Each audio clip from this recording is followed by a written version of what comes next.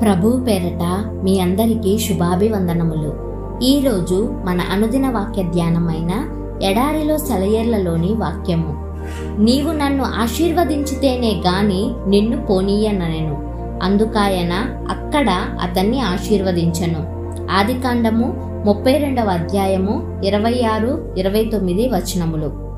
కుస్తీ పట్ల వలన యాకోబుకు ఆశీర్వాదం, విజయం దొరకలేదు గాని వదలకుండా పట్టుకొని వేలాడినందువలన దొరికినాయి.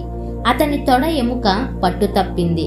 అతనింకా పోరాడలేడు, కానీ తన పట్టు మాత్రం వదల్లేదు. పోరాడడానికి శక్తి లేకపోయినా తనతో పోరాడుతున్న ఆ వ్యక్తి మెడ చుట్టూ చేతులు వేసి వ్రేలాడబడ్డాడు. తనకి అతడు లొంగేదాకా వదలలేదు.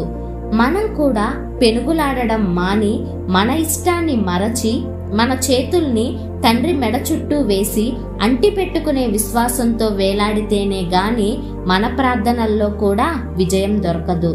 సర్వశక్తిమంతుడైన దేవుని చేతుల్లో నుండి ఆశీర్వాదాలను గుంజుకోవడానికి మన బలం ఏపాటిది? బలవంతంగా దేవుని నుండి దీవెనలను లాక్కోగలమా? మన ఇష్టానుసారమైన తీవ్ర ప్రార్థనలు దేవుణ్ణి కదిలించలేవు. ఆయన్ని అంటిపెట్టుకొని వేలాడే విశ్వాసమే విజయాలను సాధించే విశ్వాసం. మనం కోరుకున్న దాన్ని గురించి ఒత్తిడి చేసి ప్రార్థించడం వల్ల ప్రయోజనం లేదు. నమ్రతగా, తగ్గింపు స్వభావంతో దేవా నా ఇష్టం కాదు నీ ఇష్టం అన్నప్పుడే, మనలోని అహం లేక స్వలాపేక్ష చనిపోయినప్పుడే దేవుని సముఖంలో మన అభ్యర్థనకేమన్నా విలువ ఉంటుంది. కుస్తీ పట్ల వల్ల కాదు, పట్టుకొని వేలాడితేనే మనకి దీవెనలు దక్కుతాయి. మనకి కావలసిన విషయం గురించి బంకలాగా పట్టుకొని అదే పనిగా దేవుణ్ణి అడగడం మంచి పని కాదని చెప్తూ ఒక భక్తుడు తన ప్రార్థనా అనుభవాన్ని ఇలా చెప్పాడు. మా అబ్బాయికి ఓసారి చాలా జబ్బు చేసింది. డాక్టర్లు పరీక్ష చేసి పెదవి విరిచారు. నాలో ఉన్న ప్రార్థనా శక్తి అంతటినీ ఉపయోగించి వాడి గురించి ప్రార్థించాను. చాలా వారాలు ఇలా గడిచాయి. రోజు రోజుకి కుర్రవాడి స్థితి దిగజారుతూనే ఉంది. వాడు అలా మంచం మీద పడి ఉండగా ఒకరోజు అక్కడ నిలబడి వాడి వంక తదేకంగా చూశాను. ఇలానే సాగితే ఇంకెంతో కాలం బ్రతకడు.